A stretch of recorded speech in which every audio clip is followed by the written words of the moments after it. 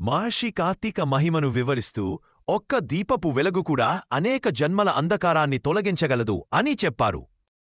ఎలుక భయం అన్నదే మరిచి దీపాల వెలుగులో నిశ్శబ్దంగా కూర్చొని కార్తీక కథను ఆత్మలోకి జీర్ణించుకుంటూ వింటోంది. మహర్షి గాలం మరింత గంభీరంగా మారి కార్తీక దీప కథను భక్తితో వింటే పూర్వజన్మల పాపాలు నెమ్మదిగా కరిగిపోతాయి అని చెప్పారు. కథ వింటూ వింటూ పూర్వజన్మలో తాను దేవుణ్ణి దూషించిన బాలుడేనని ఆ ఎలుకకి జ్ఞాపకం వచ్చింది. మనసులో నిన్ను తప్పుగా మాట్లాడినందుకు క్షమించు పరమేశ్వర అని ఆత్మ గాఢంగా పశ్చాత్తాపం చెందింది. దీపాల వెలుగు నెమ్మదిగా ప్రకాశించింది. శివలింగం పవిత్ర కాంతితో మెరుస్తూ క్షమతో నిండిన దైవచూపులా కనిపించింది. హరహర మహాదేవ అనే నినాదం గాలిలో మార్మోగుతుండగా మొత్తం ప్రదేశం ఒక్కసారిగా ఆధ్యాత్మిక శక్తితో నిండి ప్రకంపించింది.